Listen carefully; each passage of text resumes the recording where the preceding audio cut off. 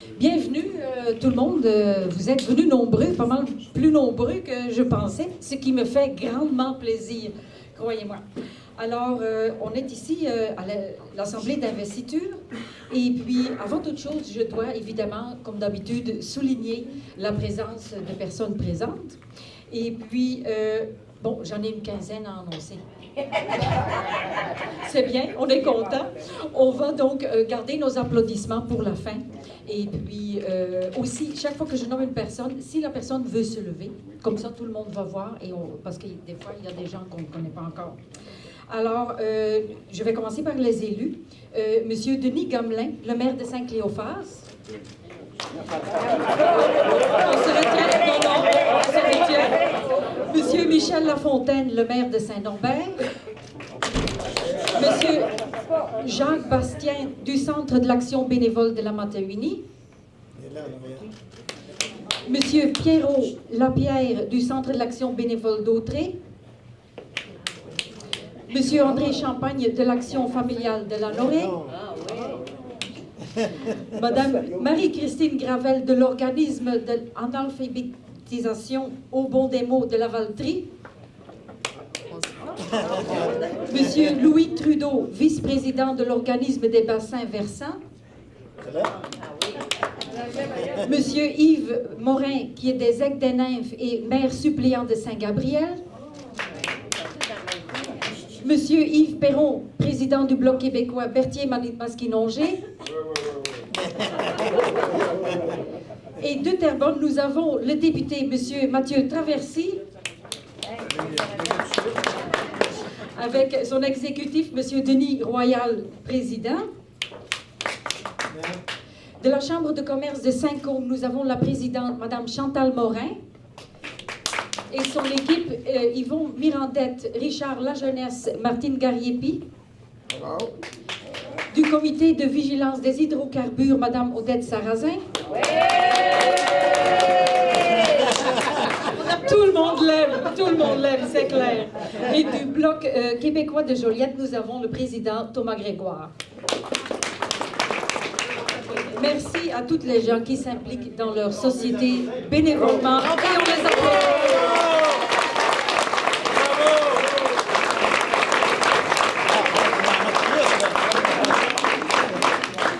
Maintenant, le 26 février, nous avons lancé un appel aux candidatures pour les élections qui s'en viennent et nous avons reçu une candidature ici.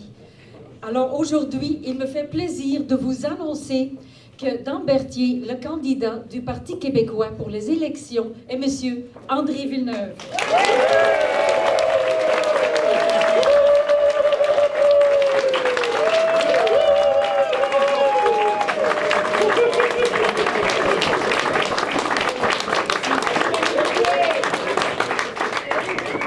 On est bien content de l'avoir.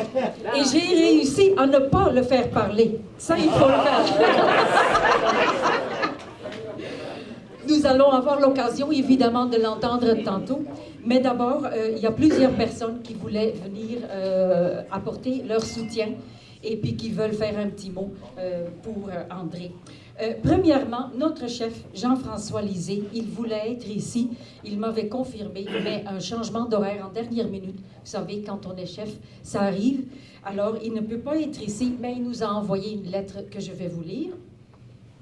D'abord, je tiens à vous exprimer toute mon admiration pour votre engagement et conséquemment pour le grand succès qu'aura l'Assemblée d'investiture de votre candidat André Villeneuve.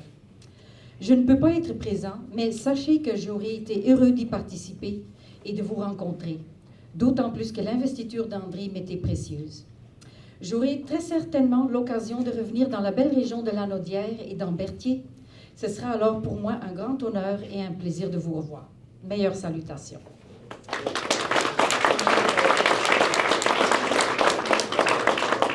Maintenant, on va laisser la parole aux personnes qui veulent faire un petit mot. Mon premier orateur est natif de Saint-Côme. Il a été professeur, syndicaliste, ministre de 8 ministères. Il a été chef intérimaire de l'opposition. Il a été leader parlementaire et il a été député de Joliette pendant 26 ans. Monsieur Guy Chevrette.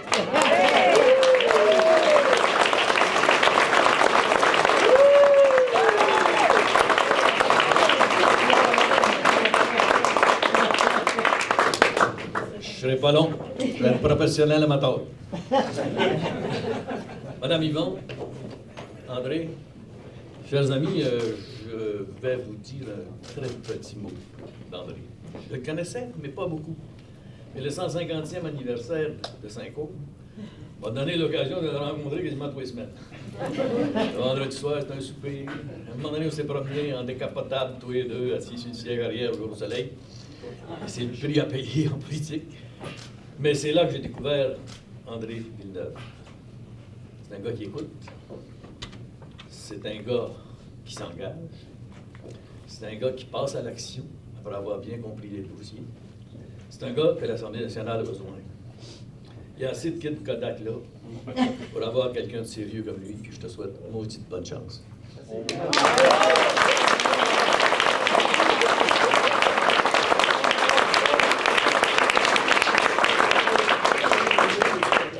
J'invite maintenant M. Marcel Pépin, président de l'UPA de la Naudière depuis 2014.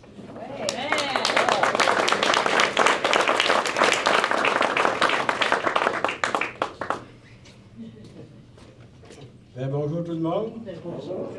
Madame Yvon, M. Villeneuve. Vous comprendrez que j'ai préparé un petit texte, là.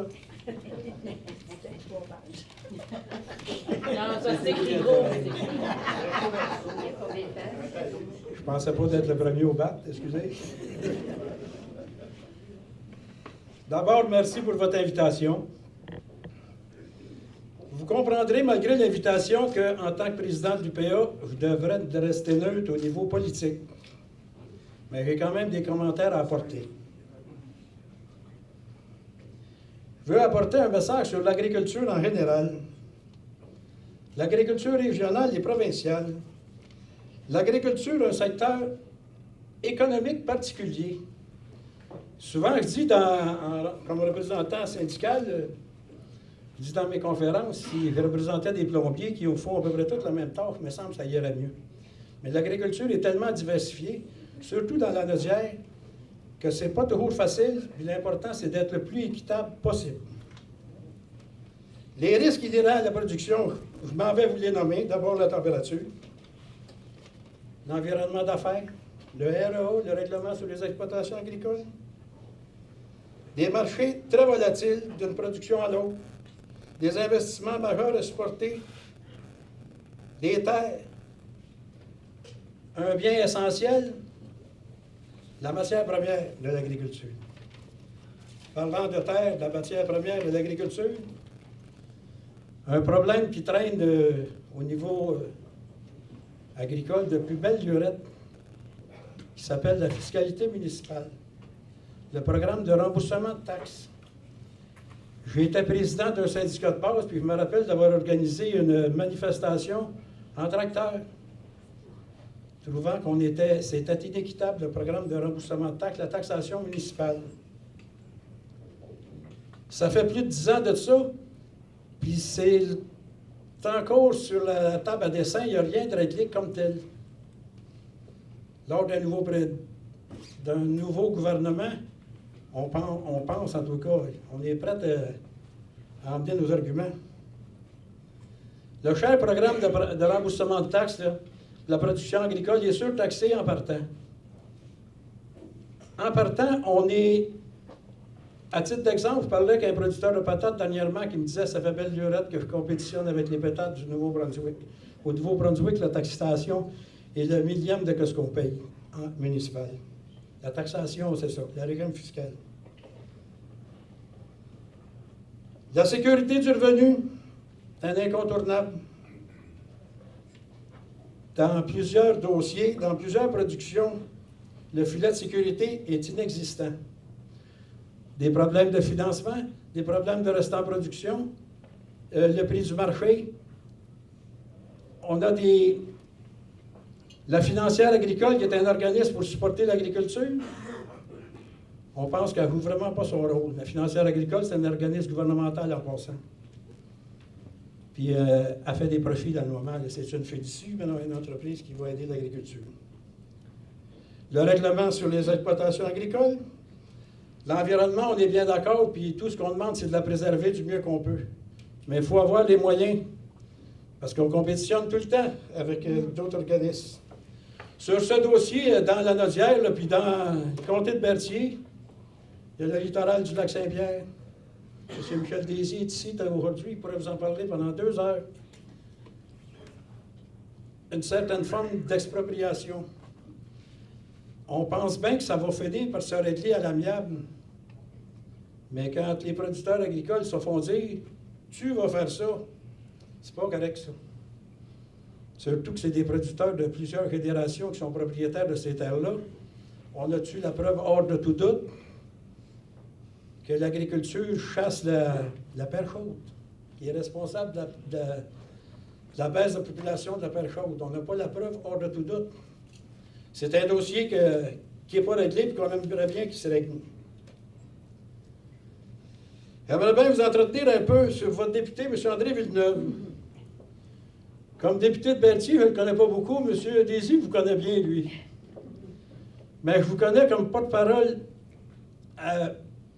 comme critique à la porte-parole en matière agricole. Puis j'ai resté surpris des connaissances que vous avez. Je pense que vous avez étudié votre dossier. Et je vous en félicite. Quand on est dans l'opposition, ça ne donne peut-être pas toujours les résultats escomptés, mais au moins on avait un bon chien de garde. Merci beaucoup, André.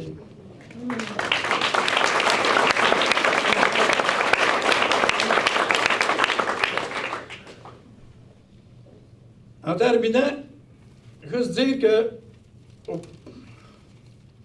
l'agriculture, on existe, puis on aime à être représenté. Je ne veux pas être plus pour un pour l'autre, mais je peux dire au moins qu'au Parti québécois, l'agriculture a toujours été représentée, au moins par son ministre, par ses ministres qui ont passé. Quand on parle du ministre Jean Garon qui a fait des miracles en agriculture, puis quand on pense à M. Gendron, et ainsi de suite, avec le gouvernement qu'on vient de connaître, on a eu un ministre que ça ne sert à rien, on ne s'entendait pas. Après ça, on a eu un autre à mi-temps qui, là, aujourd'hui, est à temps partiel, qui est à temps plein. Ouais. C'était mon commentaire, puis je remercie encore André. Félicitations pour ta nomination, tu le mérites bien. Merci.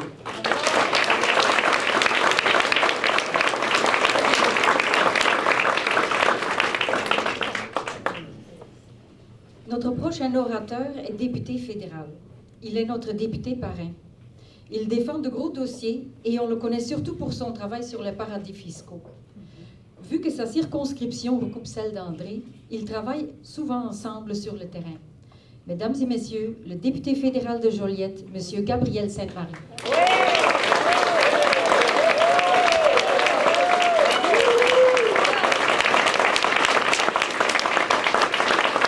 Bonjour tout le monde. On va essayer d'être bref, d'aller droit au but. André, depuis que tu es député, je te connais, t'es droit comme un chêne. Tu es quelqu'un de vaillant. J'ai eu la chance de mieux te connaître au cours des dernières années parce qu'on a fait du terrain ensemble. Ce gars-là, il connaît son monde parce qu'il est toujours sur le terrain. Puis il n'y a pas un comté facile. C'est combien de municipalités? 25. 25. Puis très différentes l'une de l'autre, plus au nord, plus au sud, puis bien des distances. Donc, j'ai une pensée pour sa conjointe aussi, qui fait beaucoup de sacrifices là-dedans. Toujours sur le terrain, connaît toujours son monde, connaît toujours ses dossiers. Quand il y a une idée qui peut toucher les dossiers au fédéral, là où ça peut défendre le monde, il m'appelle tout de suite, paf, on y va. Là, il y a eu l'idée, on fait nos tournées terrain ensemble des municipalités qui se recoupent. On les a toutes faites. J'essayais de repasser ça dans ma tête, là. Mettons, si on part, j'ai pas toute Matawini, là, mais Sainte-Émilie, Saint-Zénon, Saint-Michel, Manawan, on a fait ça ensemble. Sainte-Béatrix, Sainte-Alphonse, Sainte-Marceline, Saint-Côme, il y en a-tu d'autres? Saint-Félix, c'est plus à moi, là. C'est à route, malheureusement. Moi, j'étais bien déçu. Caroline, Saint-Félix, j'adore ça. Saint-Jean-de-Mata, je viens de là. Saint-Damien, mes parents restent là. Puis ils ont tous mis ça avec Trois-Rivières-Ouest. La prochaine fois, ça va être mon ami Yves Perron qui va y être. Mais oui.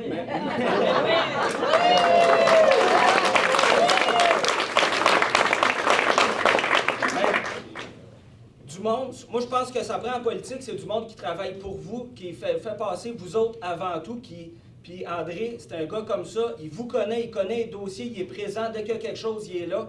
Puis droit comme un chêne, vraiment, là, vous ne pouvez pas avoir mieux, vous le méritez. Puis on a encore besoin de toi pour bien des années, André. Puis on a un projet à réaliser ensemble aussi. Fait que bravo! Ouais.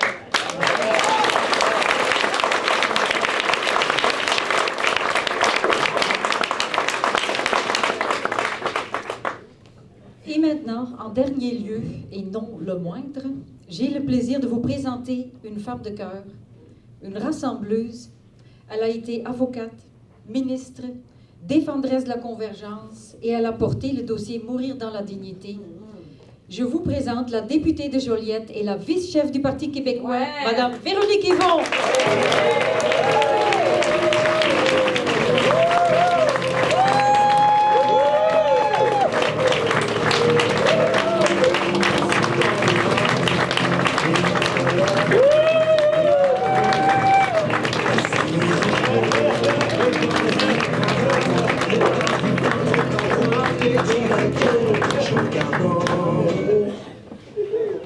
J'aime les oiseaux.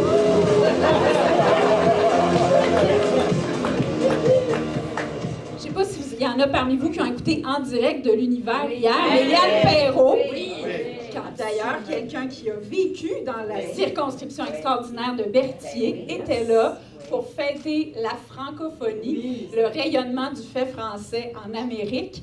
Et il était là avec cette magnifique chanson qui, au-delà du titre qui peut avoir l'air un peu étrange, J'aime les oiseaux, qui parle de la nécessité de toujours continuer à s'indigner, à se battre pour que la vie aille mieux, pour que notre environnement soit plus solide, pour qu'on puisse avoir plus de solidarité et de ne jamais baisser les bras. Alors, malgré toute l'amertume, tout le défaitisme qu'on peut voir, cette chanson-là, elle est porteuse d'espoir parce qu'elle dit « On se tourne, on regarde au ciel et on se rend compte que les oiseaux, c'est beau, on aime les oiseaux, on continue à avancer. » Et pour moi, c'est vraiment extraordinaire d'être ici aujourd'hui aux côtés d'André Villeneuve parce que je pense que André Villeneuve, c'est quelqu'un qui porte ça, qui porte cette faculté de s'indigner, cette faculté de continuer à combattre, à se battre pour ce en quoi il croit, la fierté d'être québécois, la défense de notre environnement,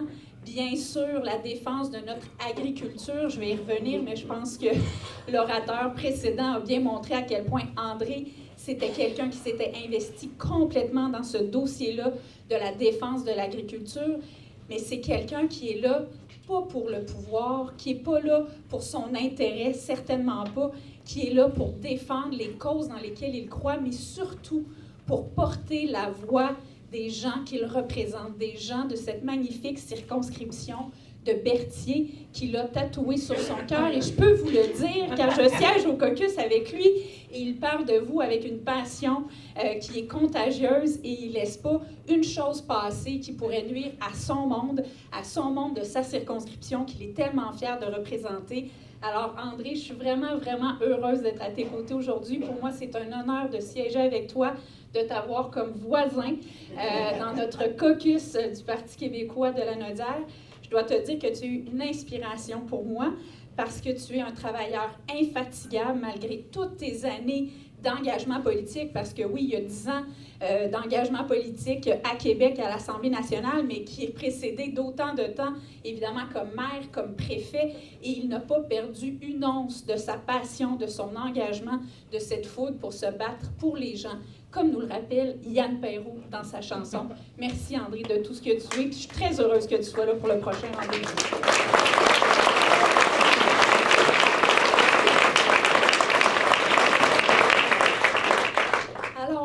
Bonjour tout le monde, bonjour et merci aux élus municipaux, aux représentants de d'autres organismes, d'organisations communautaires. Vous savez comment vous êtes importants, d'organismes environnementaux. On a vu qu'une certaine dame ici n'avait pas besoin de présentation. Bien sûr, M. Chevrette, quel honneur de vous avoir ici, donc qui a été mon prédécesseur. Je pense que ça témoigne aussi de la grandeur de l'homme qui soit ici parmi nous aujourd'hui pour dire un petit mot en toute générosité et humilité pour André. Ça fait chaud au cœur. Merci beaucoup de voir cette passion qui est toujours présente. Puis je pense que c'est un signe d'un grand homme, de quelqu'un qui peut, toutes ces années, 15 ans maintenant, hein, après la retraite politique, 16 même, 16 ans, qui est toujours là par un beau dimanche après-midi pour soutenir la candidature d'André Dambertier.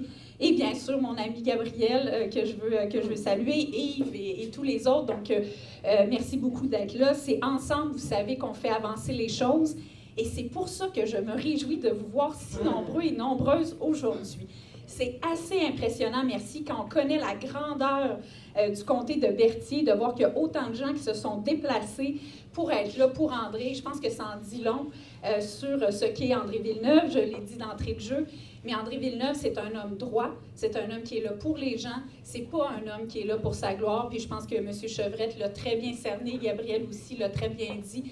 C'est quelqu'un qui est au service des gens et c'est quelqu'un qui a toujours fait, vous vous rappelez de lui, probablement certains d'entre vous, comme maire, de la participation citoyenne, quelque chose de fondamental. Et ça, on se rejoint aussi beaucoup là-dessus parce qu'on croit dans une politique qui part du bas vers le haut, c'est-à-dire qui est inspirée par les actions des gens sur le terrain et qui veut se faire aussi la porte-voix de ces gens-là. C'est beaucoup comme ça qu'on voit notre rôle. Oui, on peut avoir des idées, on peut en parler avec les gens puis les pousser, mais on croit aussi qu'on est là pour faire valoir le message et les idées de la base des gens qui ne peuvent pas tous être élus députés, parce que pas tout le monde qui est aussi masochiste qu'André et moi. Donc, effectivement, il y en a qui sont sains d'esprit et qui restent en dehors de ça. Alors, on est là, nous, pour vous, pour porter votre voix aussi. Alors, André a aussi ça très cher à son cœur. Ce qu'il a aussi très cher, c'est cette idée de rassembler. Et aujourd'hui, moi, j'ai envie de vous dire que le Parti québécois, c'est ce parti du rassemblement. C'est ce parti, ce grand parti, qui est le parti de René Lévesque, qui était justement le parti du rassemblement. Qui avait, après, bon, évidemment, toute l'ère du Plessis, avec le règne des libéraux, avec la déception de Robert Bourassa, qui était là pour redonner espoir aux Québécois, pour dire que c'était correct d'avoir confiance en soi, que non, on n'était pas né pour un petit pain, puis qu'au Québec, on avait le droit de rêver grand. Surtout, on avait le droit de rêver d'être tout ce que nous sommes, des gens fiers, des gens combatifs, des gens qui sont capables de porter leur identité jusqu'au bout d'eux-mêmes et de se dire oui à eux-mêmes. René Lévesque, c'était ça. René Lévesque, c'était de rassembler les gens pour qu'on se donne cette fierté nationale-là. C'était aussi quelqu'un avec son équipe qui se disait que le progrès social, la justice sociale, l'égalité des chances, la redistribution de la richesse, c'était des objectifs nobles de premier plan. Et que la politique, oui, ça peut être noble, ça peut être beau, ça peut viser à améliorer la vie de toute une collectivité et de ne pas être là uniquement pour parler en termes d'individus, de poche des gens, de comptabilité, de pouvoir et de calcul de chiffres à la petite semaine. Alors, René Lévesque, c'était ça. Puis pourquoi je vous dis ça aujourd'hui? C'est parce que je pense qu'on est à la croisée des chemins. Et je pense que ces valeurs-là, de démocratie, de fierté, ces valeurs du collectif aussi, de réhabiliter le collectif, c'est des valeurs qu'on a le devoir de porter haut et fort aujourd'hui, en 2018. Parce que je pense qu'il est fini le temps de l'individualisme, le temps du défaitisme, le temps de la gestion à la petite semaine et du pouvoir pour le pouvoir. Je pense qu'il est temps de réhabiliter le rêve, l'espoir, le collectif et l'indépendantisme. Et c'est à ça que je vous convie, que je nous convie avec André et avec toute l'équipe du Parti québécois, c'est qu'on recommence à rêver, à donner ses lettres de noblesse à la politique au Québec. Et je pense qu'il est grand temps de se remettre au travail en ce sens-là.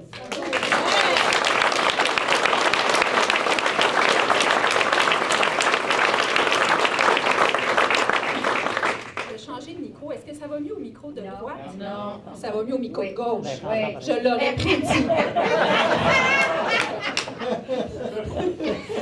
Alors, écoutez, c'est justement ce que j'ai envie de vous dire aujourd'hui. Il y a des gens ici qui sont des péquistes de toujours, des indépendantistes de toujours, Il y en a que la flamme peut vaciller un peu, hein? Parce que des fois, on trouve que ça prend du temps. Puis on trouve que 15 ans, des fois, de règne libéral, ça fait mal. Ça fait mal collectivement. Il y a des gens aussi qui sont peut-être moins politisés ici aujourd'hui, que c'est pas le cœur de l'engagement à tous les jours de se dire, OK, qu'est-ce que la politique devrait faire? Puis qui sont dans des combats plus de l'ordre de leur famille, de l'ordre de l'organisme dans lequel ils évoluent, de leur communauté, de leur municipalité. Il y a des gens qui sont plutôt apolitiques, qui sont un peu désabusés, comme beaucoup de Québécois. Puis moi, je vous dis bienvenue. Je ne vous dis pas qu'aujourd'hui, vous devez ressortir d'ici en étant convaincu et que tout est clair. Je pense que vous allez être convaincu d'André, ça, il n'y a pas de doute là-dessus. Mais ce que j'ai envie de vous dire, c'est juste merci d'être ici. Merci d'écouter. Merci de donner une chance aussi au débat politique, au débat démocratique, puis de ne pas être dans un tel cynisme que de dire ça vaut même plus la peine d'écouter. Parce que ça, je pense que quand on est rendu là, c'est un peu si on faisait une croix sur nous-mêmes et sur notre propre pouvoir de changer les choses. Alors, je sais ici qu'il y a des gens qui n'ont pas cette flamme-là depuis toujours, qui l'ont peut-être depuis récemment, qui l'ont perdue, qui ne l'ont pas encore. Mais moi, je suis très heureuse que vous soyez ici parce que vous savez quoi? Je suis convaincue que le pays du Québec, ce qui nous anime profondément au Parti québécois, de travailler pour l'indépendance du Québec, c'est un projet qui doit aller au-delà des allégeances et qui doit se faire avec, oui, les convaincus de la première heure, comme ceux qui le sont depuis moins longtemps, comme ceux qui ont 20 ans, 22 ans, qui découvrent cette cause-là et qui l'embrassent. Il faut le faire aussi avec ceux qui ne sont pas encore convaincus, puis il faut le faire aussi avec ceux qui ne le seront jamais. Parce que vous savez quoi? Le pays du Québec, on va le faire naître tous ensemble. Et même ceux qui, aujourd'hui, ne sont pas convaincus de cette idée-là, comme jeudi soir, j'étais à l'Université Concordia, ne reculant devant rien. Je suis allée parler de l'indépendantisme en 2018 devant une centaine de jeunes de Concordia. Et c'était très intéressant. Et je crois que c'est ça aussi notre mission. C'est d'ouvrir les oreilles, de déverrouiller les cœurs et de montrer aussi qu'on est capable de dialoguer, même avec ceux qui n'adhèrent pas nécessairement à nos idées, parce que le pays du Québec, on veut le construire avec tous et chacun.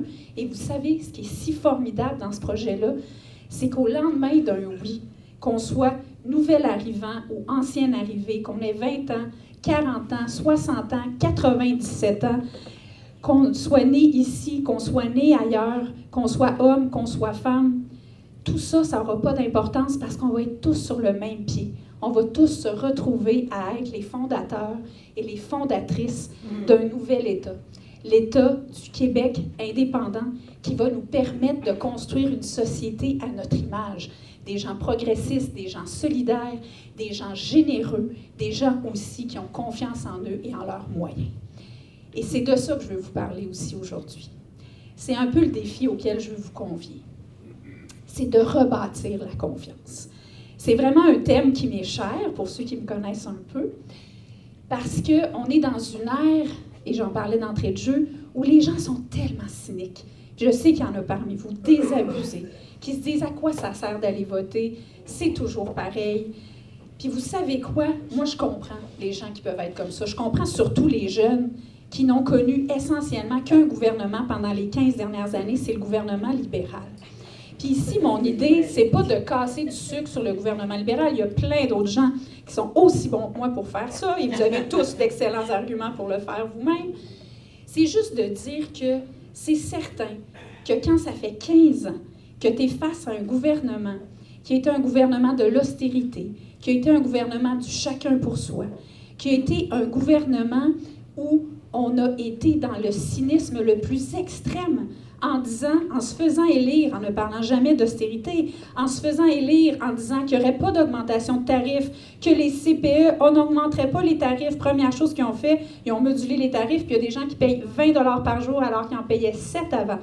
Quand on est face à un gouvernement comme ça, qui a coupé partout, en santé, en éducation, pour les aînés, dans nos CHSLD, qui a coupé le soutien à domicile, qui a fait en sorte qu'il y a eu un rapport dévastateur de la protectrice du citoyen, qui a fait en sorte de considérer que le Québec était une province comme les autres, qui en est venu même à lancer un document à dire « Québécois, notre manière à nous d'être Canadiens ». Est-ce que c'est assez réducteur? dans l'esprit de Jean-Marc Fournier et de Philippe Couillard, être québécois, c'est simplement une manière d'être canadien, et il a voulu réduire le Québec à être une province comme toutes les autres. Ben, c'est pas vrai. Le Québec, c'est pas une province comme toutes les autres. Le Québec, c'est une nation qui se respecte, et une nation aussi qui a le droit d'être respectée, puis qui a le droit d'avoir tous ses outils pour aller au bout d'elle-même. Tout ça pour dire que c'est sûr que ça alimente le cynisme. C'est sûr que les gens se disent, est-ce que ça peut être autre chose que ça, la politique? Est-ce que la politique, ça peut encore faire rêver? Est-ce que ça peut être collé à mes aspirations, moi, comme citoyen? Est-ce que ça peut être là pour répondre à mes besoins, aux besoins de mes enfants, de ma famille, de ma mère qui est en perte d'autonomie? Est-ce que la politique, ça peut être là pour ça? Bien, la réponse, c'est oui. La politique, ça peut encore être là pour ça, comme je pense que les années au gouvernement du Parti québécois l'ont montré, avec les réformes qu'on a faites pour plus de justice sociale, pour plus d'égalité entre les hommes et les femmes, parce que c'est une valeur qui est fondamentale, s'il y en est une, puis nous être toujours au sommet de la pyramide de nos valeurs. Donc oui, la politique, ça peut être autre chose. Puis là, il y en a qui se disent, ouais, mais l'autre chose, là, ça devrait être vraiment autre chose. Donc, ça devrait peut-être être la CAQ, hein, parce qu'on n'a jamais essayé ça, la CAQ.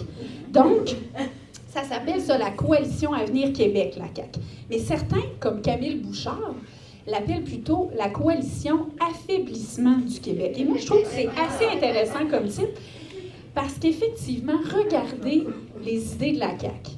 Mais là, je vous dis, regardez les idées de la CAQ quand il y a des idées de la CAQ. Parce que le problème, c'est que il y a un grand pan, là, il y a une espèce de vide. Puis là, j'ai l'air de faire des farces. Mais je veux juste qu'on soit conscient de c'est quoi aussi, des fois, changer pour changer. C'est quoi les positions de la CAQ en agriculture? On a dit à quel point André il était un vibrant défenseur de l'agriculture. Il a pris ce dossier-là à bras-le-corps. J'aimerais ça savoir quelle est la grande vision de la CAQ en agriculture. J'aimerais ça savoir aussi en matière d'environnement. De Mme Sarrazin, ici, je suis sûre que ça l'intéresserait. Probablement qu'elle a cherché et qu'elle n'a peut-être pas tout à fait trouvé. C'est normal, ne perdez pas d'heure de sommeil là-dessus, on ne la connaît pas. C'est quoi la grande position de la Coalition Affaiblissement Québec pour ce qui est des services sociaux, du communautaire? Il y a des gens du communautaire ici. Vous savez à quel point on doit travailler main dans la main quand on est élu avec le milieu communautaire. C'est quoi la position de la Coalition Avenir Québec sur le communautaire? Moi, j'aimerais ça savoir. Nous, on a une position, c'est d'augmenter le financement de 200 millions de dollars et de l'envoyer à la mission des organismes parce qu'on pense qu'ils ont leur indépendance puis ils savent comment gérer cet argent-là puis on pense qu'ils sont essentiels pour maintenir le filet social puis répondre aux besoins de leur communauté de manière décentralisée. Moi, je cherche toujours la position de la Coalition Avenir Québec. Mais quand on les trouve, les positions, des fois, on a des petits chocs aussi. Ça, c'est quand, évidemment, elle reste constante. Parce que des fois, elle change 3 fois dans une année, 3 fois sur une période de 4 ans, mais des fois, 3 fois dans une seule et même journée. C'est quelque chose qu'on a vu, nous, à l'Assemblée nationale, André et moi, sur la question, par exemple, de Netflix avec Mélanie Joly.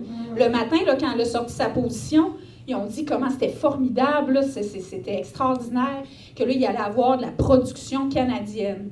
Mais il ne s'était pas du tout renseigné à savoir que finalement, il n'y en avait aucune obligation réelle pour la production canadienne, québécoise.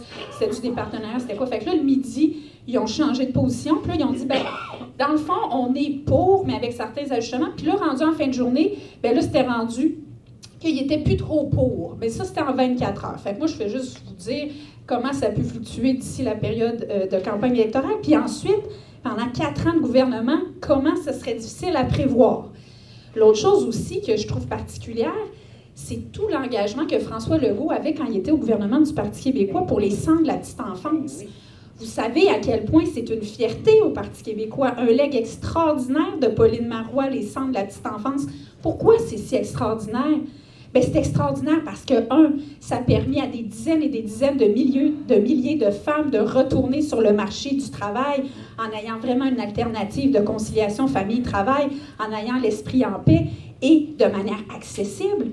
Mais ça a été extraordinaire aussi pour nos tout-petits parce que c'est un programme éducatif, parce que c'est une mesure extraordinaire d'égalité des chances, parce que qu'importe le milieu d'où on vient, on a le droit d'y aller si on veut. Il y a d'autres sortes de services de garde. Il y a des gens qui peuvent vouloir d'autres alternatives. C'est tout à fait correct, il y a une diversité, mais c'est quand même un joyau C'est un joyau tel qu'on est admiré dans le monde entier.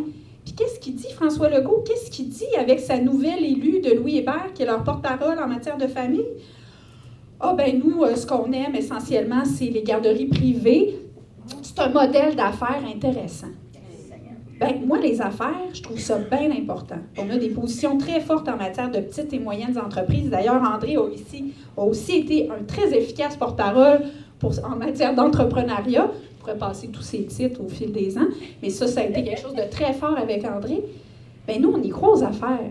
Mais est-ce qu'on pense que ça devrait être la lorgnette par laquelle on regarde les choses quand on pense à nos tout-petits de 0 à 5 ans, à savoir, on va valoriser le milieu des affaires des garderies privées, en plus, après tous les scandales qu'on a vus des garderies libérales? Est-ce que c'est vraiment ça qu'on veut?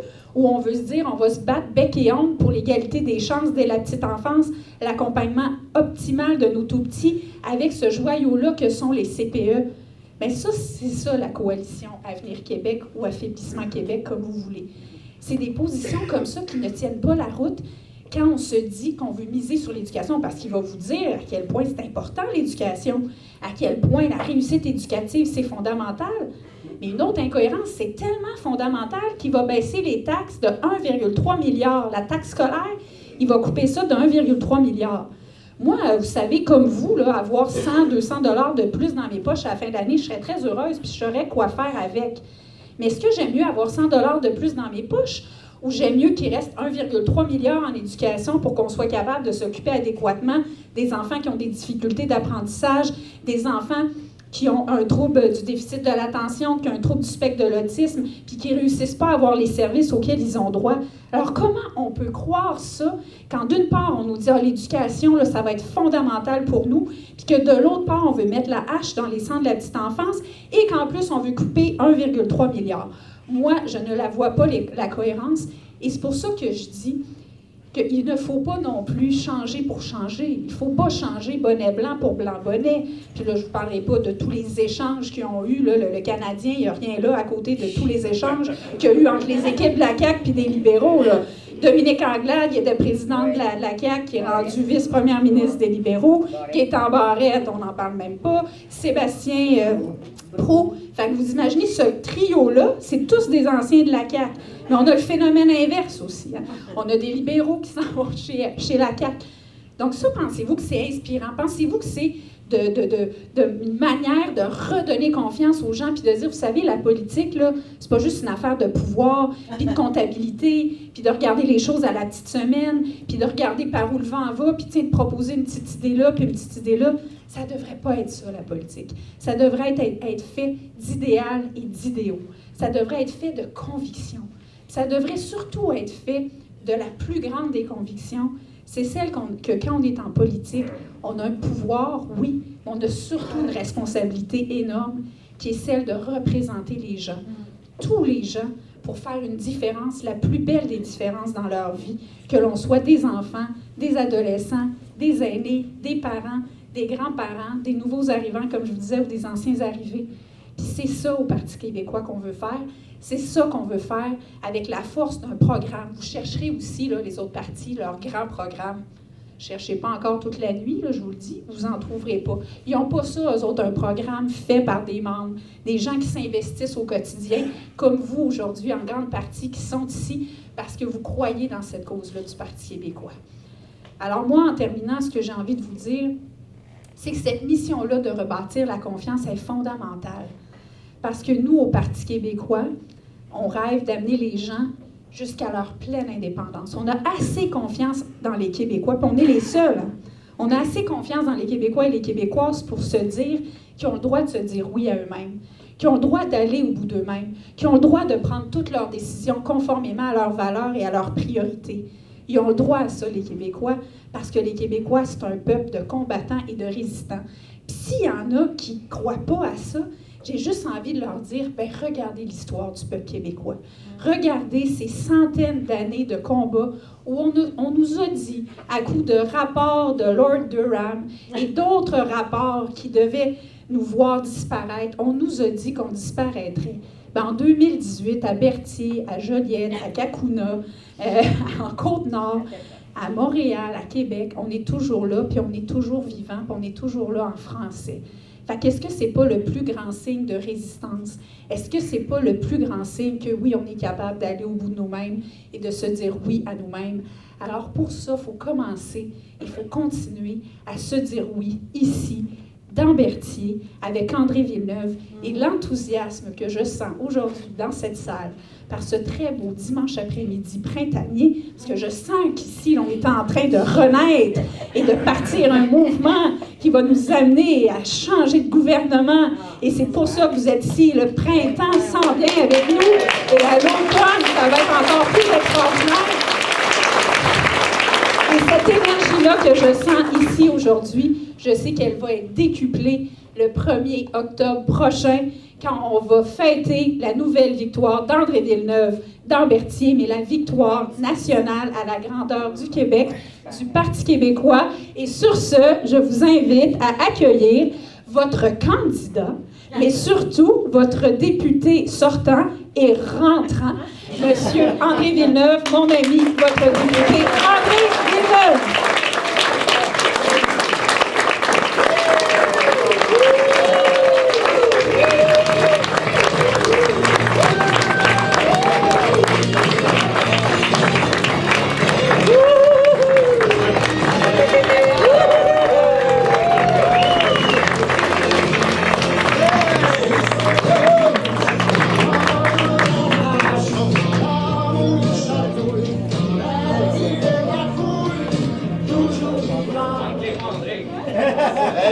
Bonjour tout le monde. Écoutez, c'est fantastique. Et Véronique en a parlé, je vais en parler aussi évidemment, de cette énergie que vous dégagez. Vous me permettrez d'en prendre un petit peu, égoïstement pour moi, parce qu'effectivement, au Parlement, ça tire beaucoup d'énergie. Alors, quand je reviens dans le comté, c'est toujours un plaisir d'aller dans les municipalités, d'aller dans... Il y a plein d'organismes ici, il y a plein de... En fait, vous êtes tous des gens engagés, je le sais. Et d'ailleurs, dans Berthier, tout le monde est engagé. Tout le monde participe de belle façon à cette société qui est la nôtre. J'en parlerai peut-être tantôt si ça me revient à l'esprit. Je veux d'abord et avant tout saluer Véronique. Merci Véronique d'être là. Véronique, peut-être tu te rappelleras, en 2008, sauf que on était à ce bout-là. Et là, ils ont rénové le chalet. Moi, je me suis dit, bon, ils veulent qu'on y retourne. Alors, Madame la mairesse, je vous salue. Si tu es arrivée, Audrey. Alors, Audrey est arrivée, mairesse de Saint-Félix-de-Vallon. La plus jeune mairesse du Québec.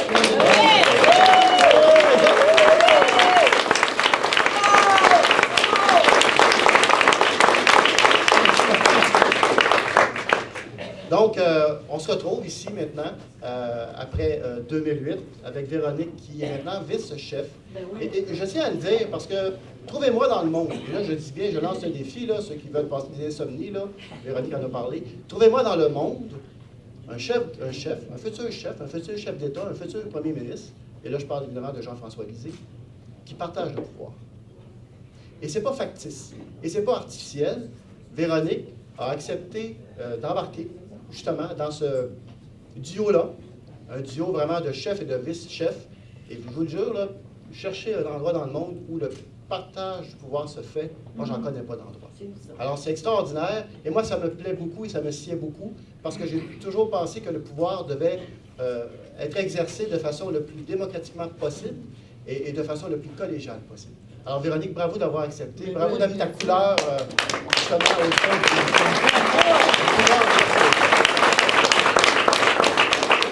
Alors, je vous salue, militants, militantes. C'est toujours un plaisir de vous retrouver.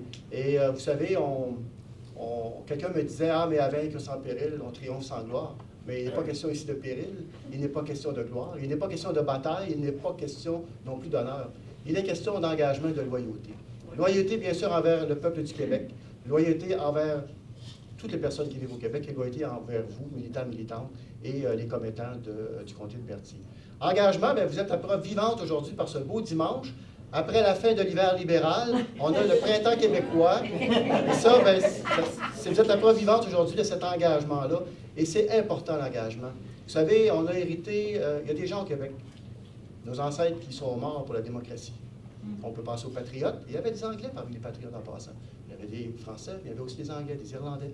Et donc, ils se sont battus pour cette démocratie-là. Et on a une responsabilité aujourd'hui, et vous l'assumez tellement bien aujourd'hui, cette responsabilité-là. Justement, de faire en sorte que cette démocratie-là, elle puisse continuer à vivre. Regardez ce qui se passe présentement en Catalogne, où on met en prison des démocrates, on met en prison des députés d'un parlement dûment élu par la population. Et les signes de cet affaiblissement-là, de l'avenir Québec peut-être, mais aussi de la démocratie dans le monde, sont de plus en plus évidents. Et votre engagement, il est nécessaire pour assurer justement que vous ayez un mot à dire. Je ne peux pas vous dire ça, puis en même temps ne pas vous parler de la victoire de tous les Québécois, mais menée de main de maître par Mme Odette Sarrazin, que je salue bien. Bon, patriote de l'année en passant.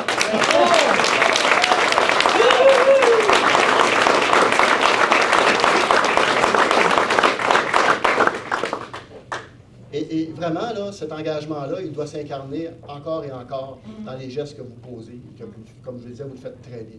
Et il faut préserver. Ça, c'est la responsabilité que nous avons comme nation, comme peuple, de protéger cette démocratie-là. Et ça commence par un engagement politique, ça commence par de la démocratie participative, qui est le pilier central, finalement, de la démocratie. Je veux saluer, évidemment, Ingrid, la présidente, mais aussi tous les membres de l'exécutif qui sont ici présents, et les membres passés aussi. Là. J'en nomme un que je vois très bien devant moi, Yves Perron, qui est aussi un ancien de l'exécutif Parti québécois. Il y en a plusieurs autres. Il y a André Champagne ici présentement. J'en oublie, je m'en excuse, mais je veux vous saluer. Vous faites un travail extraordinaire.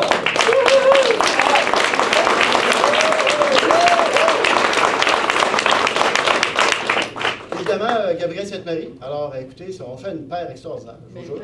Alors, vivement qu'on puisse faire des comtés maintenant calqués sur le Québec. Alors, devenons un pays, puis ça sera fait. Hein? On verra. Mais bon, c'est extraordinaire parce qu'effectivement, on va dans les municipalités, et je vous jure, l'accueil est vraiment différent. Alors, quand on se présente dans une municipalité, moi et Gabriel, il y a vraiment, on voit là, que les gens, ils sont heureux de nous voir. J'espère que c'est votre cas aussi, parce que sachez une chose. Sachez une chose, et je tiens à le dire. Quand on est à Québec, souvent les journalistes nous dépeignent de telle sorte que, bon, on ne paraît pas très bien. Mais dans nos comtés, moi, je vous remercie parce que nous sommes accueillis dans tous les organismes où je vais. Je suis toujours accueilli de belle façon. Les gens sont contents de nous voir. Et c'est pareil avec Gabriel quand on se promène dans le comté ensemble. Alors, merci d'être là, Gabriel. Très content que tu sois. Vous avez vu ici... Est-ce qu'on a eu des difficultés au Parti québécois? La réponse, comme dirait notre doyen de l'Assemblée nationale, c'est oui. Est-ce qu'on a eu des difficultés? Oui, on a eu des difficultés. Et là, vous voyez présentement, il y a un ralliement qui se fait. M. Guy Chevrette, qui n'a jamais lâché, jamais abandonné la cause, qui s'est toujours battu. Mais là, il m'a appelé, il m'a dit, je reprends du service. Il dit, je veux y être. Il faut que vraiment les idées progressistes du Parti québécois puissent bien être transmises, si on peut dire ça, et ça commence par le pouvoir, ça commence par se faire élire à Québec. Alors, merci, M. Chevrette, de votre implication.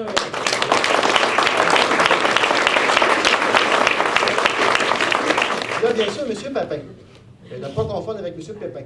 C'est M. Papin. M. Papin, merci. Je sais que vous vivez des difficultés de santé. Vous avez quand même, vous êtes quand même décidé de venir ici aujourd'hui. Merci je sais que vous êtes neutre à l'UPA. Mais là, je vais vous paraphraser tout de même, parce que vous l'avez dit. M. Papin, lors d'un point de presse, nous a dit que l'histoire est garant du futur. Et le Parti québécois a toujours été là en agriculture. Et donc, on connaît la suite, évidemment. Donc, je pense que M. Papin a exprimé le fond de sa pensée. Et merci beaucoup d'être là. Et on va continuer à travailler avec vous. Et je vais y revenir tantôt. J'ai un petit mot sur l'agriculture. Comme vous savez, je suis porte-parole à agriculture, alimentation et pêcherie. Donc, j'ai un petit mot tantôt sur l'agriculture. Et vous savez, nos positions se rejoignent. On considère que l'agriculture, c'est, vous savez, l'agriculture en termes économiques, là, si on pense la distribution, l'alimentation, si on pense l'agriculture comme telle, c'est 35 milliards de dollars. C'est énorme. Par année. Et c'est 500 000 emplois. Alors oui, l'agriculture, elle doit retrouver ses lettres de noblesse. Et avec un Parti québécois au pouvoir, je peux vous dire une chose, l'agriculture va avoir sa place, puis une belle place. C'est une priorité nationale. Pardon? Oui, un bon ministre.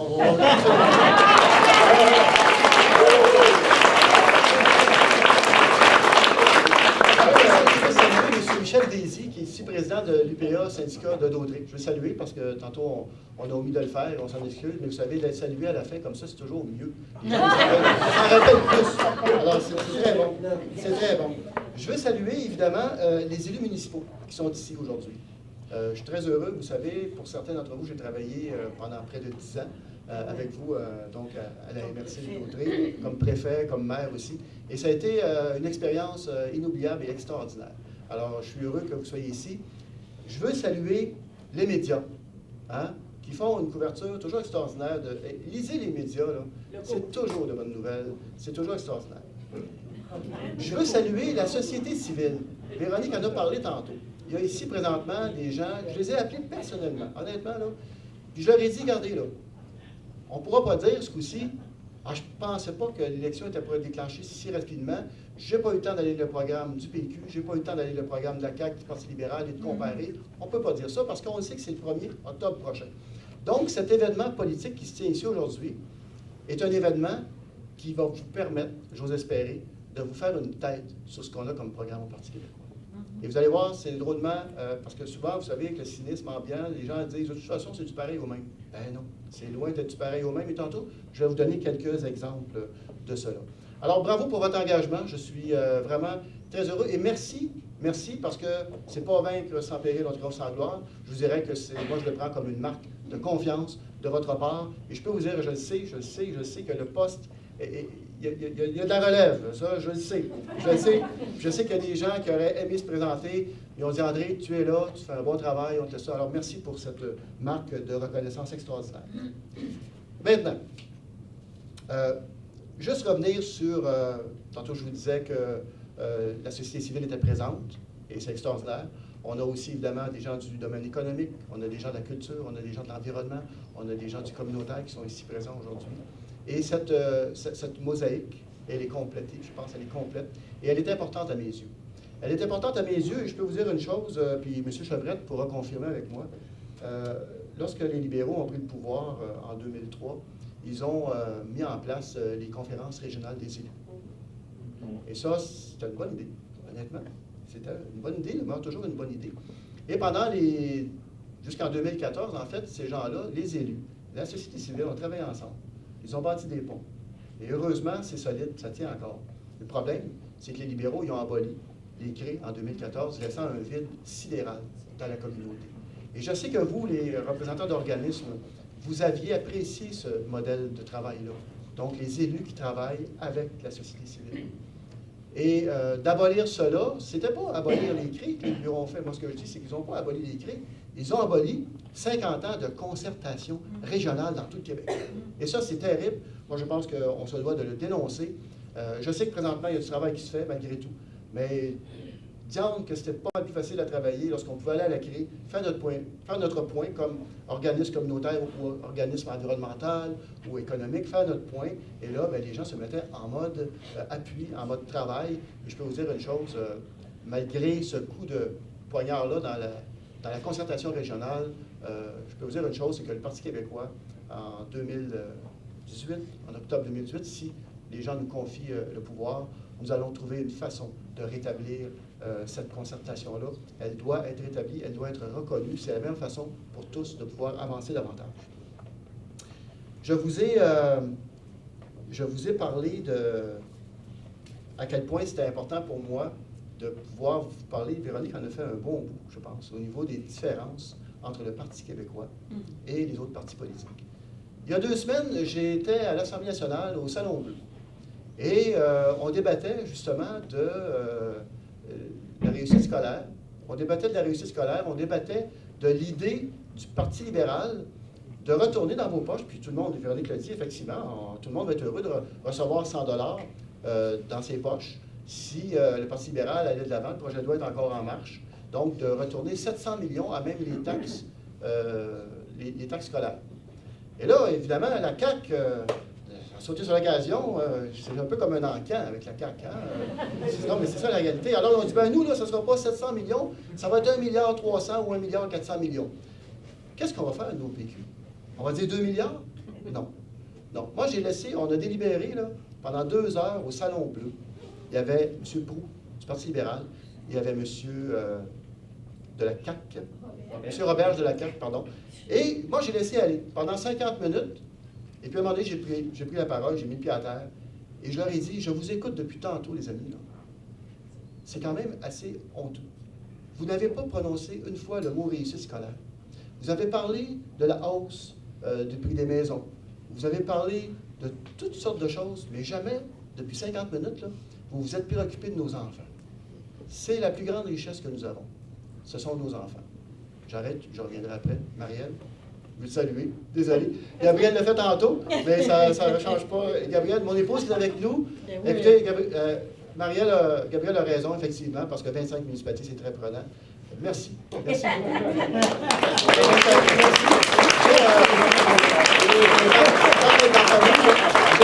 Mes sœurs aussi qui sont ici, alors je salue mes sœurs avec mes beaux-frères qui sont présents. Ils sont toujours. Voilà.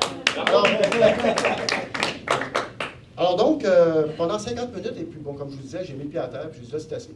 C'est assez, là, vous êtes en train de vous relancer, là, qui va retourner le plus? Après que les libéraux aient fait des coupeurs sauvages, Véronique en a parlé. Mais moi, ce que je trouve fascinant, là, depuis 2014, non seulement les libéraux n'ont pas annoncé qu'ils feraient ce genre de coupure-là, mais ce que je trouve fascinant, c'est qu'en vers le mois d'août, septembre 2016, le ministre des Finances, M. Létao, a appelé Philippe. Philippe, tu sais pas quoi? Non, qu'est-ce qu'il y a, mon cher Létao? On a atteint l'équilibre budgétaire. On peut arrêter de couper comme des sauvages. On peut arrêter de couper dans nos soins à domicile, dans l'aide à nos aînés, dans l'aide à nos enfants. On peut arrêter.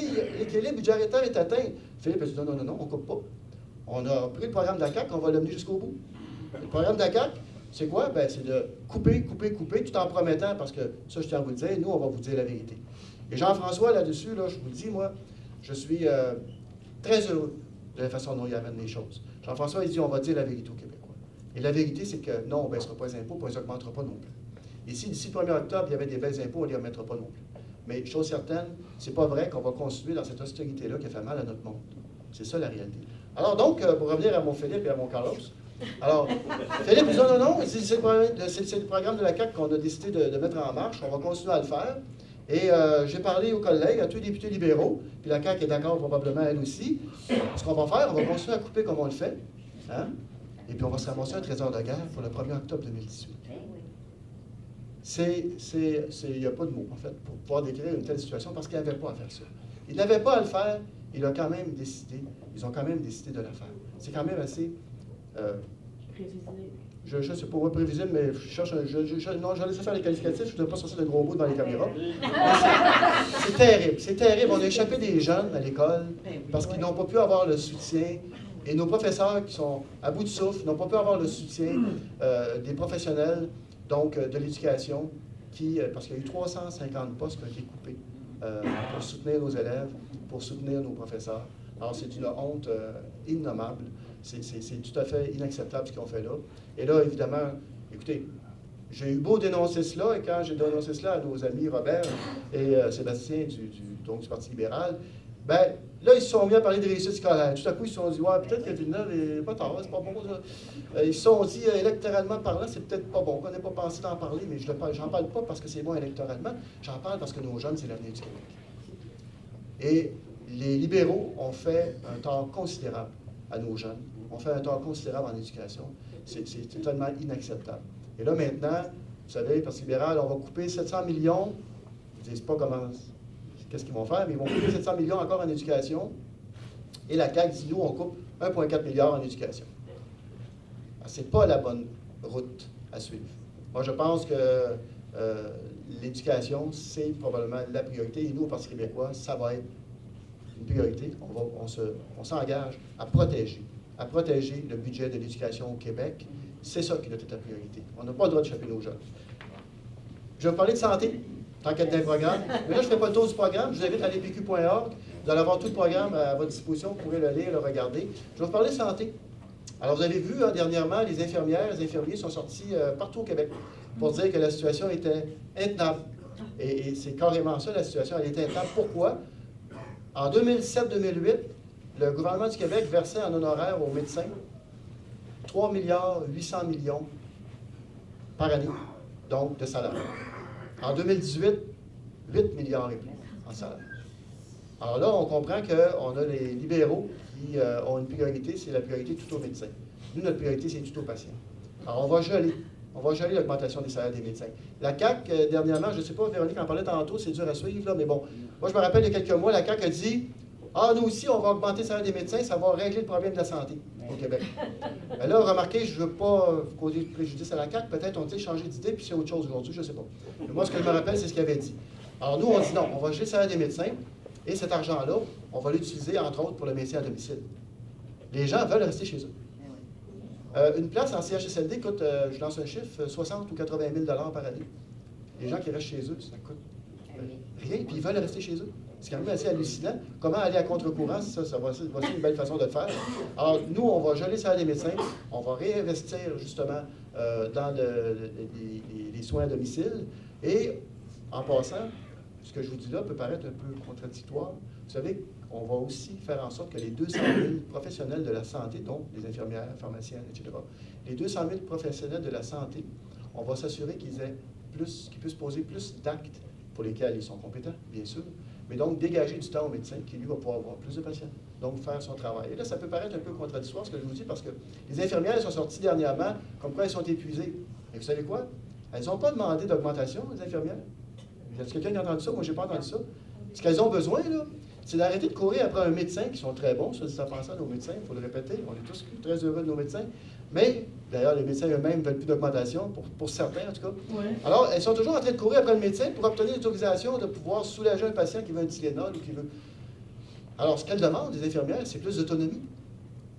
Et ça va leur permettre justement de pouvoir se concentrer sur quoi elles doivent se concentrer, c'est-à-dire le bien-être du patient.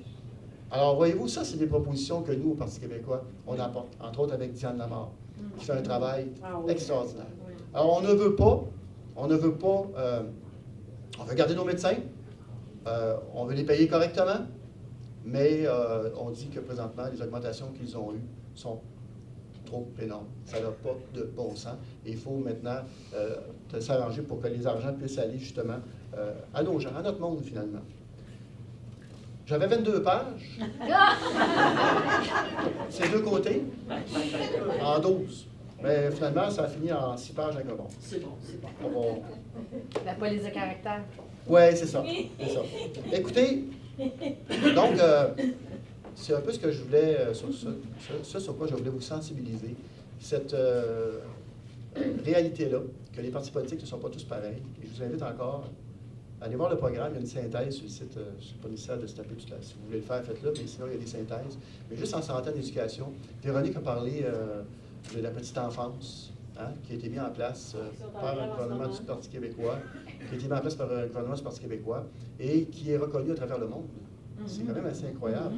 Alors, on n'a rien contre les garderies privées non subventionnées, mais il n'en demeure pas moins que lorsqu'on regarde la qualité des... Ils ne sont pas tous mauvaises, là, les garderies privées non subventionnées, là.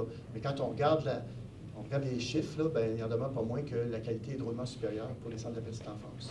Et donc, c'est un modèle, comme je vous disais, qui est les gens viennent à travers le monde pour voir comment il fonctionne. Il faut croire que c'est un bon modèle, on ne peut pas le jeter, comme on dit. Je ne veux pas être d'agriculture. Alors là, par exemple, là, je suis un peu comme un poisson dans l'eau. Je ne veux pas d'agriculture. C'est vrai que j'ai pris ça à bras-le-corps, mais c'est tellement extraordinaire, le monde agricole.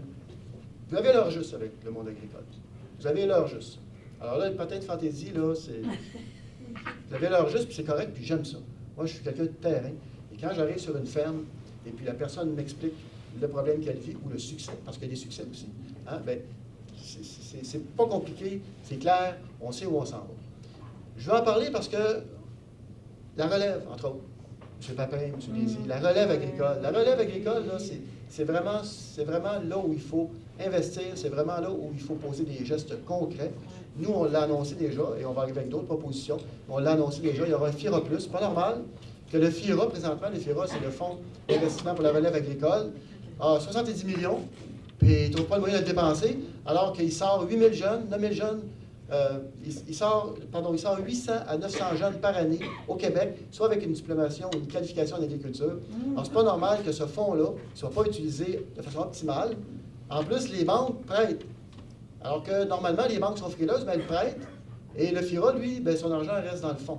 Il y a quelque chose qui ne marche pas, comme on dit. Là. Il y a un os dans le fromage. Et là, il faut vraiment dénouer cette impasse-là. Il faut s'assurer que ces argents-là soient disponibles pour notre jeune relève. Parlant de jeune relève, la relève, ce qu'elle a besoin aussi, c'est l'accès à la terre. Et nous, au Québec, là, on considère que nos agriculteurs doivent être propriétaires et non pas locataires, comme François Legault veut que ce soit. François Legault, lui, dit, moi, c'est parfait que nos jeunes ou moins jeunes en agriculture soient des locataires. Au Québec, le modèle, présentement, c'est 80% des agriculteurs qui sont propriétaires. Et c'est important d'être propriétaire de sa terre parce que c'est vraiment le fonds de terre qui permet à l'entreprise, justement, de pouvoir aller chercher des investissements, des argents neufs, pour justement pouvoir pérenniser l'entreprise et pouvoir continuer à avancer. Alors, nous, contrairement à la CAQ, voyez-vous, c'est un autre élément, ça. La CAQ, elle dit non, non, le locataire, c'est parfait, nous, on dit non, propriétaire. Et c'est pas moi qui le dis. Depuis 30 ans, tous les rapports le disent. On veut au Québec une agriculture à échelle humaine, on veut au Québec des petites fermes. C'est ça qu'on veut. Et regardez à quel point aussi, malgré tous les embûches qu'il peut y avoir, à quel point maintenant on a des produits du terroir fantastiques. Des vins extraordinaires. Les Français sont en beau maudit, notre camembert a gagné. Alors moi que les Français sont en maudit, je suis bien content, pas les Français ici. Je suis bien content. Mais vous ferez mieux le prochain coup, c'est tout. Ils feront mieux, M. Papin, pour aller peut-être ravir à nouveau le titre, parce que je pense qu'ils l'ont eu assez longtemps. Alors donc, nous, on veut, pour notre élève, on veut des outils performants pour qu'ils puissent devenir propriétaires ou le rester. Et un des éléments, M. Papin, qui est passé un peu inaperçu à l'actualité, mais c'est vraiment un geste d'une symbolique très, très, très forte. On a annoncé, moi et Jean-François, on a annoncé que, pour ceux qui connaissent un peu la région de Québec, les terres des Sœurs de la Charité, je ne sais pas si ça vous dit quelque chose, à l'époque, c'est 200 hectares, c'est grand, là. À l'époque, là, les sœurs, ils faisaient leur jardin, c'était leur jardin, hein, vous savez, bon, c'était un grand jardin, j'ai de la misère avec, Marianne en fait un, puis on travaille fort. Il est grand à peu près la moitié de la salle, là, tu sais. On travaille fort pour y arriver, eux, c'est 200 hectares. Et vous savez que ça a été acheté par un groupe privé. Ça a été acheté par un groupe privé qui ont payé 6, 7, 8 fois le prix que ça vaut sur le plan agricole. Ils ont payé une fortune pour ça. Bien, nous, on a annoncé qu'un gouvernement du Parti québécois ne permettra pas que ces terres-là soient sorties de l'agriculture. Parce que l'objectif du groupe en question, c'est de construire une mini-ville. Et donc, vous savez, dans l'histoire de l'humanité, je le dis souvent, mais c'est fascinant, dans l'histoire de l'humanité, le problème des villes, ça a toujours été de s'approvisionner en nourriture. Ça a toujours été ça. Et là, la ville de Québec est une belle ville en expansion. On peut continuer à densifier en hauteur, on peut continuer à construire de façon correcte sans sortir ces terres-là qui sont extraordinaires du domaine agricole. Alors nous, on s'est engagé à ce que ces terres-là restent dans... Et ça, c'est un signal extraordinaire qu'on envoie à tous les spéculateurs du Québec. Le Parti québécois, on ne tolérera pas que les spéculateurs s'accaparent les terres pour éventuellement pouvoir construire dessus. On a un travail à faire au Québec. Je suis désolé de vous l'annoncer pour ceux qui prévoyaient faire ça, là, mais des terrains de 10 000 pieds dans un milieu urbain, des terrains de 10 000 pieds carrés, c'est pas mal terminé. Il va falloir passer à autre chose, à un autre modèle. Et je pense que les entrepreneurs ont déjà commencé, ils comprennent bien. Et ils se dirigent. Mathieu, je te salue. Excuse-moi, je salue tout le monde. Je n'ai pas salué Mathieu. Mathieu qui est un député extraordinaire. Alors donc, c'est un engagement. Que l'homme invisible est un super-héros. C'est une question, ça. Hein, alors voilà pour le domaine agricole, et je peux vous le dire, on va en faire une priorité nationale. Pour nous, c'est nécessaire, c'est important. Et il faut savoir aussi que partout sur la planète, présentement, selon l'ONU, ils se perdent 30 millions d'hectares de terres agricoles par année, soit par l'érosion, soit par l'appauvrissement des sols. Et vous savez qu'il y a des pays, présentement, comme la Chine, qui ont acheté une partie de l'Afrique. Ils chassent, ils donnent un montant à l'agriculteur qui se retrouve finalement avec un montant d'argent, mais au bout de 3, 4, 5 ans, il n'a plus un sou et il n'est plus capable de nourrir sa famille. On se retrouve dans des situations comme ça en Afrique présentement.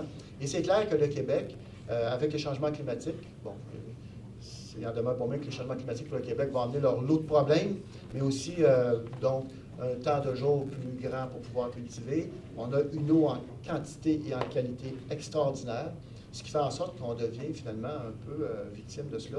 Et il y a beaucoup de gens qui sont intéressés à s'approprier nos terres. Moi, je pense que le Québec doit s'assurer que ce qu'il va produire au Québec, que ça réponde aux besoins des gens du Québec. Il y a 25 ans, M. Papin, tu l'as dit, dans votre assiette, pour déjeuner, souper, dîner, vous retrouviez 60% et plus d'aliments du Québec. Aujourd'hui, c'est un peu plus de 30. Ça n'a aucun sens, alors qu'on a des produits de... Tout en étant surtaxé. Tout en étant surtaxé. Oui, ça, c'est un autre sujet, mais effectivement, c'est très mal fait, disons-le comme ça. Alors, écoutez, oui, l'agriculture, j'ai ça à cœur, puis oui, on va continuer à pousser ce dossier-là, M. Papin, puis on travaille avec vous, on travaille avec tous les agriculteurs du Québec, parce qu'on veut s'assurer, justement, qu'on s'assure pour la suite des choses d'avoir une agriculture qui soit pérenne. Je vais parler de souveraineté. Hein? Je ne peux pas faire autrement. Je vais parler de souveraineté, j'ai gardé pour la fin. Je dis, tiens, on va regarder ça pour la fin. Écoutez, souvent les gens vont nous dire pourquoi le Québec devrait-il être un pays? Vous savez les 3 éléments qu'on répète souvent. D'abord, vous savez qu'on envoie plus de 50 milliards par année, je précise, par année à Ottawa. 50 milliards de dollars par année à Ottawa. Qu'est-ce qu'ils en font? Puis qu'est-ce qui nous revient? On pourrait en parler longtemps, mais c'est sûr qu'on n'a pas la juste part. Non seulement on n'a pas la juste part de ce qui devrait nous revenir, et je vois là Gabriel qui trépigne sur sa chaise, il voudrait vous en parler, mais on n'a pas la juste part qui devrait nous revenir, de un. Mais de deux, il y a pire que ça. C'est que les politiques que met en place le gouvernement fédéral avec cet argent-là, c'est des politiques qui vont à l'encontre de notre belle société distincte. On n'est pas meilleur que le Canada, on n'est pas moins bon. C'est pas une question de juger du système canadien, notamment pour les jeunes. Hein?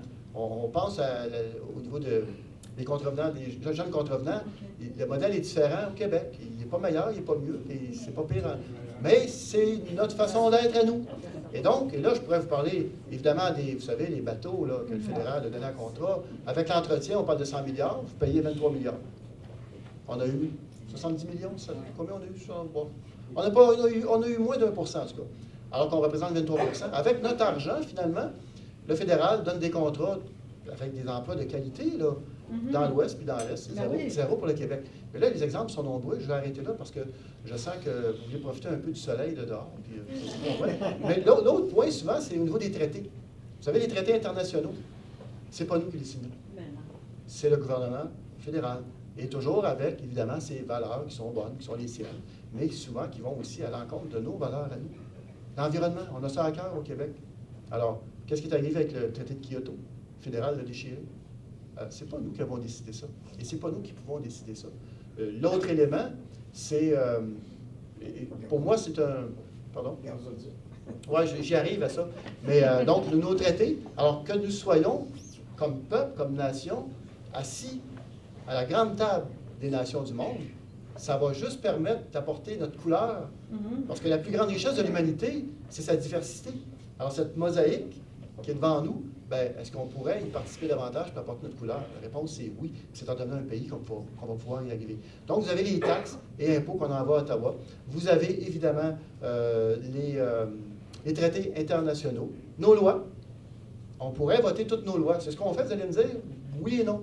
Parce que lorsque le Québec décide, à l'unanimité, les 125 députés de l'Assemblée nationale, de façon unanime, adoptent une loi, bien, le fédéral peut la défaire comme il veut. C'est normal, ça?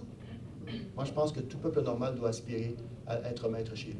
Et pour être maître chez nous, c'est la seule façon, c'est d'aller chercher notre émancipation politique, c'est de devenir un Québec, un pays. Quatrième élément que j'ajoute, parce que souvent on l'oublie, et là, ça va rejoindre TransCanada, Pipeline Énergie et compagnie, tous les corridors de chemin de fer, tout ce qui s'appelle développement économique ou autre, qui touche plusieurs provinces, tombe sous la juridiction d'Ottawa. Saint-Norbert, Aérodrome à Saint-Norbert. Moi, j'étais maire, j'étais préfet, puis M. Gamelin va s'en rappeler. On a travaillé en tabarnouche. Non, mais pour vrai, là, pour le schéma de couverture de risque, oui, de risque aussi, mais le schéma d'aménagement. On a travaillé très fort, des réunions par-dessus réunions, des soirées entières, avec le monde, la société civile, le monde politique, le monde économique. On a travaillé pendant des années pour arriver à se donner quelque chose. Et là, tout à coup, le fédéral dit « Pas de problème, faites-le ». C'est complètement... Ça dépasse l'entendement. Comment peut-on... Et là, il y a Terrebonne, Mascouche, ça avance, ça bouge, non, mais l'aérodrome. Alors, on n'a pas cette capacité-là juridique. Pourquoi? Parce qu'on est dans une confédération, on est dans une constitution que nous n'avons pas signée. Alors voilà. Je termine vraiment ce coup-ci, parce que là, on pourrait en parler longtemps de tous les désavantages et de très peu d'avantages que nous avons d'être dans la Confédération canadienne. Je termine en vous disant, au Parti québécois, là, on est 80 000 membres. J'ai dit tantôt, on a connu des périodes difficiles, 2 courses à la chefferie. C'est difficile, on ne sera pas de cachette. Mais là, on s'est ressaisi. Et le Parti québécois est en marche. Et je peux vous dire une chose, 80 000 membres qui, demain matin, vont décider de faire un pas en avant tous ensemble, il va y avoir de la résonance et de l'écho quelque part. 80 000 membres, nous sommes le parti qui reçoit le plus d'adhésion de jeunes présentement. On va se le dire, je ne vais pas peur de le dire, puis qui ne sera pas choqué, mais le Parti québécois, puis même moi, est en train de se renouveler. Il y a vraiment une nouvelle génération. Vous savez, vous ne pouvez pas vivre 2 référendums perdants. Et le RESAP de 1995, parce qu'il y a eu le RESAP de 1995, il est derrière nous. Et c'est ça la bonne nouvelle. Le Parti québécois se renouvelle. Il y a vraiment un appel à tous. Et je vous invite, vous tous, comme militants, comme militantes, et peut-être y aura-t-il des convertis dans la salle. Vous pouvez venir voir après, derrière. Mais peut-être y aura-t-il de nouveaux convertis dans la salle. Mais je vous le dis, il y a vraiment un renouveau qui s'installe présentement. Et je pense que le Parti québécois a tout à offrir présentement.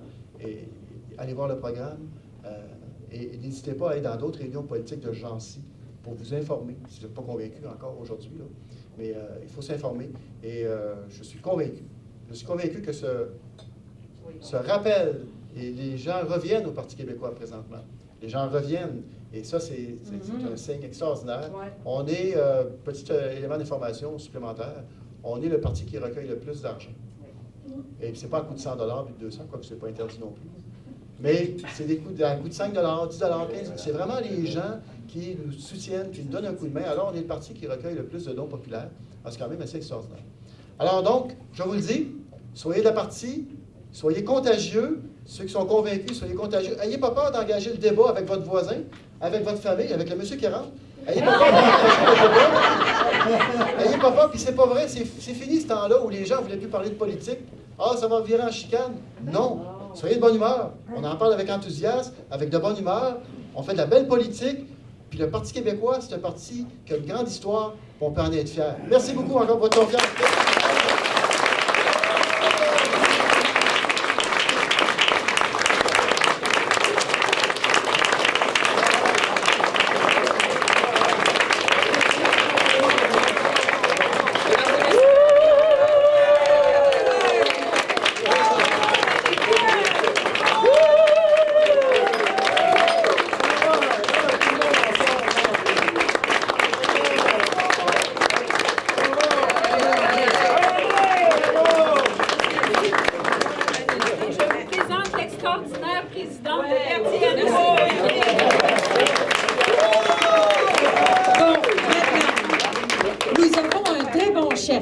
Nous avons une très bonne vice-chef.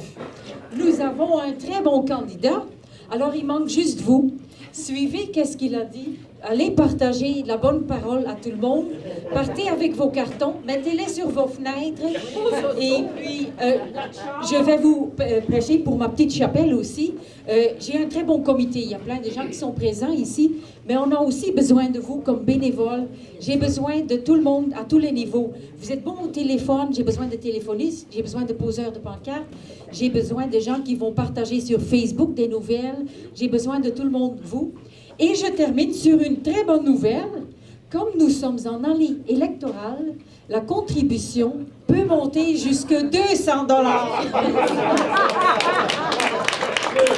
Nous allons faire une séance de photos avec les dignitaires et après, vous allez avoir l'occasion de venir leur parler.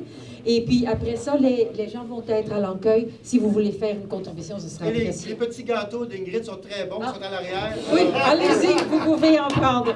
Merci d'être venu et à la prochaine.